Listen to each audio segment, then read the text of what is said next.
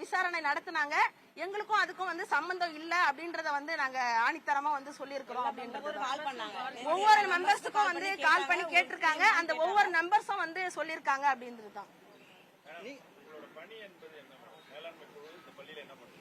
எங்களுடைய பணி கல்வி வளர்ச்சிக்காக பண்றதுதான் வந்து மேலாண்மை குழு. ஆசிரியர்கள், மாணவர்கள், பெற்றோர்கள் இணைஞ்சு வந்து பள்ளி வளர்ச்சிக்கு வந்து பாடுபடுவதுதான் அப்படின்றதுதான். இடைநிற்றல் மாணவர்கள் யாராச்சும் இருந்தாங்கன்னா அவங்க மீண்டும் வந்து பள்ளிக்கு வர்றது, பேரண்ட்ஸ் கிட்ட பேசுறது, கல்வி வளாகத்துக்குள்ள ஏதாச்சும் பிரச்சனை நடந்தா ஸ்டூடெண்ட்டுக்கோ ஆசிரியருக்கோ எந்த பிரச்சனை நடந்தாலும் அதுல தலையிடுறதுதான் வந்து எஸ்எம்சியோட வேலை அப்படின்றது.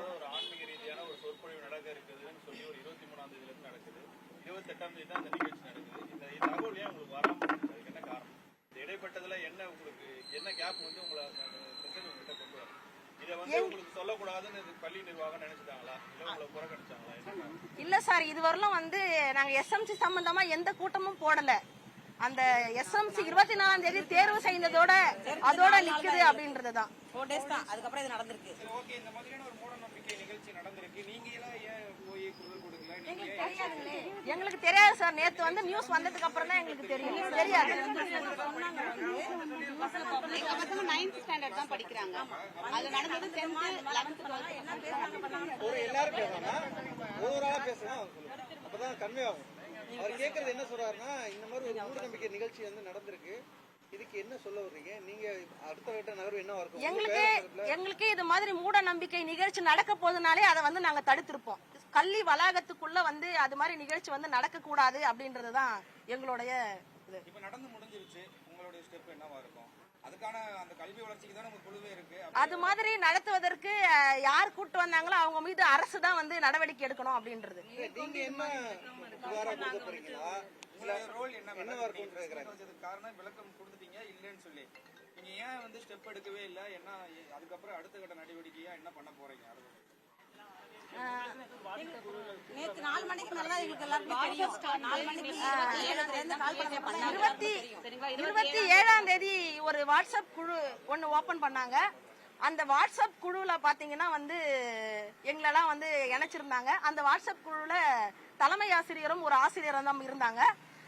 அந்த ஆசிரியர் குழுல வந்து நாங்க சமீபத்துல ஆசிரியர் தினம் கொண்டாடலாம் அப்படின்னு சொல்லிட்டு ஒரு வாட்ஸ்அப் அதுல போட்டிருந்தோம். ஆசிரியர் மெசேஜ் போட்டிருந்தோம். அந்த மெசேஜை பார்த்துட்டு ஆசிரியர் தினம் கொண்டாடுறதுக்கு உறுப்பினர்கள் எல்லாரும் வாங்க, உங்களால முடிஞ்ச நான் புக்ஸ் வாங்கிட்டு வரேன், உங்களால முடிஞ்ச இனிப்போ இல்ல பூவோ ஏதாச்சும் உங்களால முடிந்தால் வாங்கிட்டு வாங்க அப்படின்னு சொல்லி ஒரு மெசேஜ் போட்டிருந்தேன். இவங்கெல்லாம் வந்து அதுக்கு ரியாக்ட் பண்ணி கருத்துக்கள் எல்லாம் போட்டிருந்தாங்க. உடனே வந்து அந்த வாட்ஸ்அப் குரூப்பே வந்து முடக்கிட்டாங்க. அட்மின் மட்டும் போடுற மாதிரி. ஒரு எஸ்எம்சி தலைவரா இருக்கக்கூடிய நானே அந்த குரூப்ல வந்து அட்மினா இல்ல அப்படின்றது. அதே மாதிரி பாத்தீங்கன்னா ஏன் முடக்கலையா அப்படின்றது இவங்கலாம் வந்து கேட்கும் போது எனக்கு தெரியாது, எச்எம் தான் வந்து அதை வந்து லாக் பண்ண சொன்னாங்க அப்படின்றத வந்து அந்த ஆசிரியரும் வந்து எங்ககிட்ட சொன்னாங்க அப்படின்றது.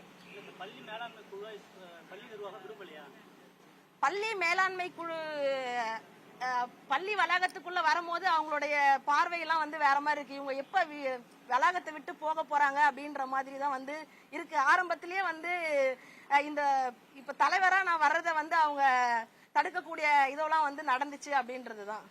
பள்ளி மேலாண்மை குழு அடுத்த கூட்டத்துல இந்த பிரச்சனை பத்தி பேசி நடவடிக்கை எடுக்க நீங்க எதுவும் முயற்சி பண்ணுவீங்களா?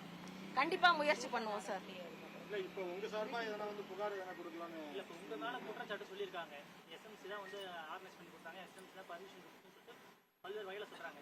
இது சம்பந்தம் உங்களுக்கு சம்மந்தம் இல்லைன்னு சொல்லிருக்கேன். இது சம்பந்தமா கல்வித்துறையிலோ காவல் நிலையத்திலோ புகார் கொடுக்க போறீங்களா? ஆமா சார், கலெக்டரை பார்த்து நாங்க திங்கட்கிழமை வந்து ஒரு புகார் அளிக்கலாம் அப்படின்னு இருக்கோம் சார்.